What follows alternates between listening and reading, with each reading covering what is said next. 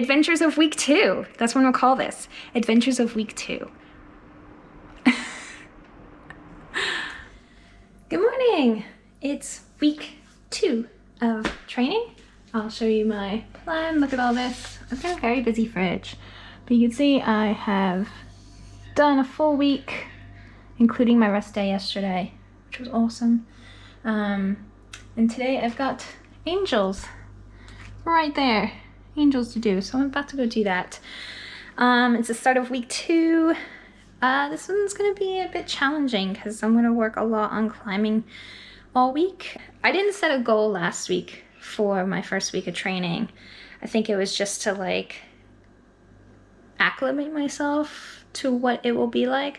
So this week for training, again, I think my only goal for this week is focus on climbing, like get comfortable with the uncomfortableness, which scares me. So that's what my goal is going to be, because I want to get comfortable with the uncomfortableness of training. Yeah, I've been feeling quite tired last week too. I didn't tell you earlier, but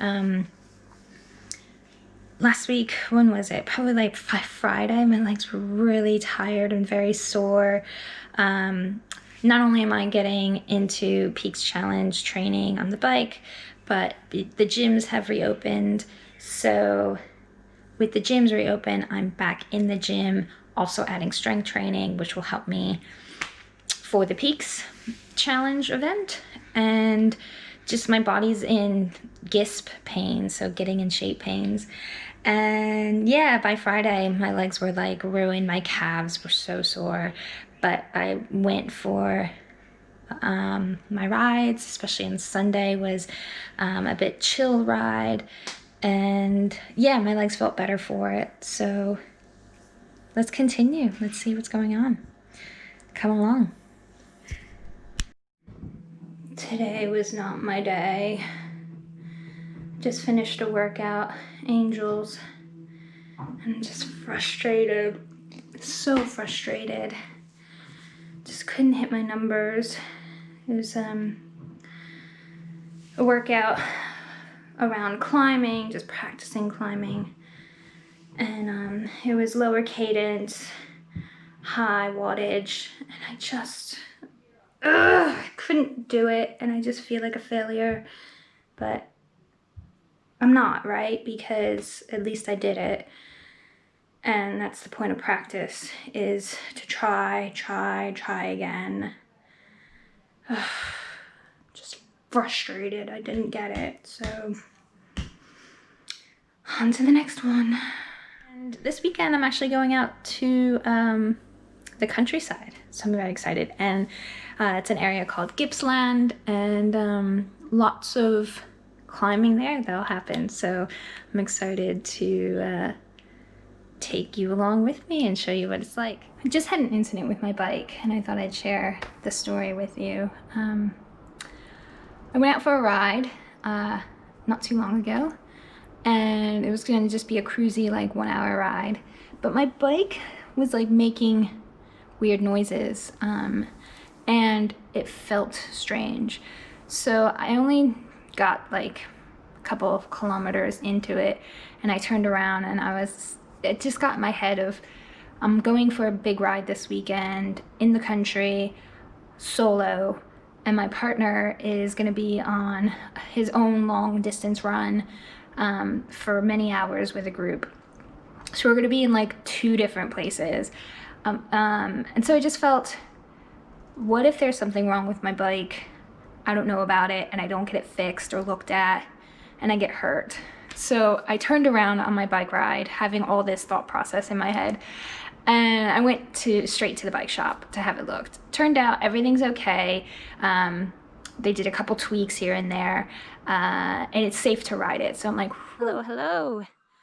I am 5K into the start of a 60K ride today, and I'm in the countryside of Australia. So I'm about 2 hours outside of Melbourne, and as you can see from that sign, yeah, Wahalla.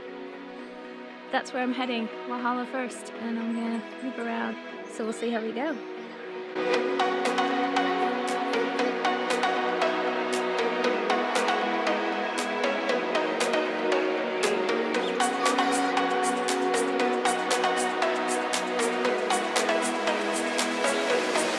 Look at that, you can see some of the trail, the old rail. Mining, goldfield mines. It's pretty cool. Actually, you can see the sign there, Wahalla Goldfields Railway. Yeah.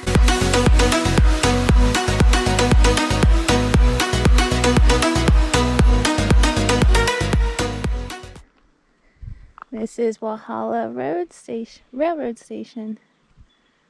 Wahalla Railroad Station. Pretty cool. Look at these mountains. Aren't they gorgeous? And that means I'm only a quarter of the way done with my ride. It's pretty cool. Did you see the mountains behind me? Let me show you that way. Those are some of those. I think they're the Jurassic rock formations that are all over Australia. Anyway, it's pretty cool. And the sun's coming out. Woohoo! I have a lot more climbing to do, so like I said, I'm only a quarter of the way done. Here we go. I've been on this for like 6 kilometers on this road. You can see how grovelly it is. And I've been all by myself. I've had this entire road to myself. It just goes to show, when you're in the country, you really are alone. It's nice, I'm quite enjoying it.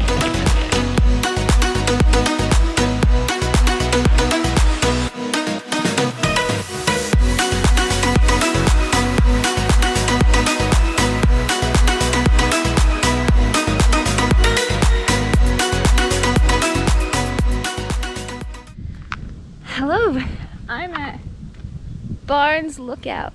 Hopefully you can see that. And this is a stunning view.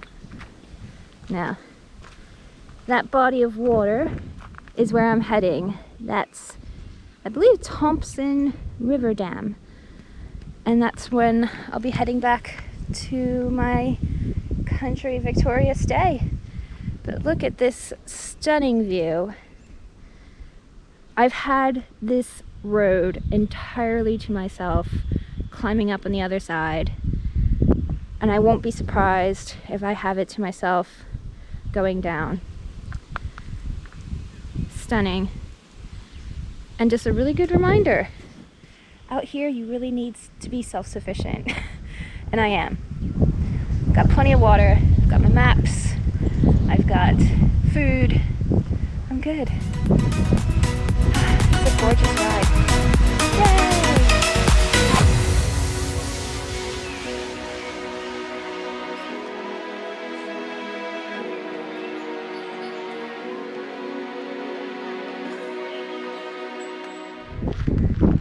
I'm here at Thompson River Dam, and I just wanted to show the views.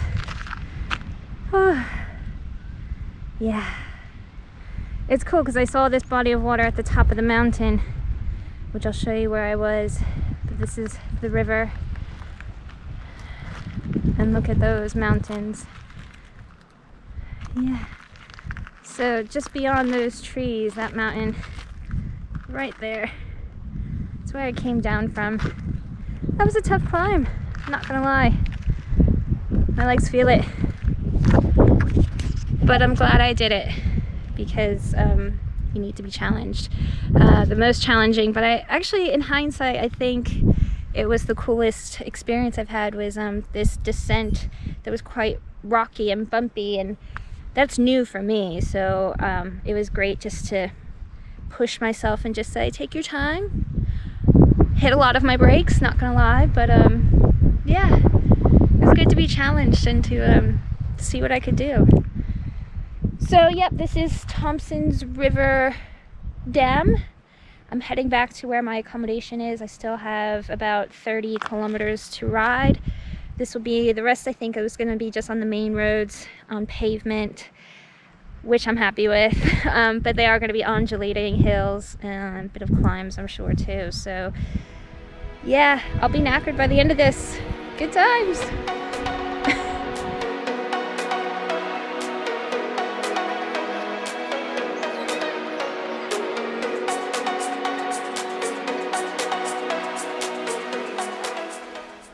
I finished. I had to take a moment. I'm so tired. I took a shower, just needed to de-stress, release everything that happened in that ride. And so yeah, this is part of the accommodation where I'm staying at. There's some alpacas there and some sheep. It's beautiful. Look at this view that I get to see too. Good old Gippsland. Stunning. I just love Gippsland here. So how did that ride go? Well, let's start off with the good news, right? The facts are I did 64 kilometers at covering 1,518 meters of elevation. Tell me about it. Yeah, that's why I feel quite knackered. It was so challenging. The views were spectacular. The climbs were tough, but the views were worth it. And yeah, I'm glad I did it. I didn't think I was going to do it. I finished it in a little over 4 hours. I don't really care about time. The fact is that I finished it. Woohoo! And it was interesting because, so I climbed the mountains first, did majority of the climbing in the first 35 kilometers. And then the other side, it was more like undulating, but actually I think it was more downhills than there were uphills, but still like undulating hills on pavement. So the first half with the climbing was all on gravel. And when I finished that first half, what I call half, I got to the point where the gravel turned to pavement, the main roads. I was feeling fine, like totally tired, but I was like, okay, this for me is halfway, or I'm about 2/3 way done, like somewhere in between. And I'm just, now it's just the mental switch is you're just heading home, right? And then you get to, there's a dam on the route on the way back. And I was like, oh, it was beautiful views, all that stuff. But as soon as I finished heading back from the dam, like continuing on, it turned into a mental challenge for me. Like something switched in my head that went, you're physically tired, but you're more mentally. And so I struggled with the mental. My head was telling me you're not going to make it. And certainly my head was telling me, if you feel like this now, there's no way you're prepared at all for Peaks Challenge. And so I just lost it. I had to pull over to the side. I had a moment of anxiety, and I was like, I need to get home. You just need to focus right now on just getting back to your accommodation. It doesn't matter what Peaks is like. And then I was in the shower, de-stressing, and I thought, no wonder I felt like I'm not ready at all for Peaks. I'm only in week 2 of training, for fuck's sake. There's no way I would be ready for Peaks by now. So it was a challenging ride. I appreciate it for what it is. I also need to just trust that all the rides I do accumulatively will get me ready, or as ready as possible, for Peaks Challenge. So there's no point in beating myself up. I feel a lot better for sharing. Thanks. So yeah, it was a good ride. I really liked it. Till next time.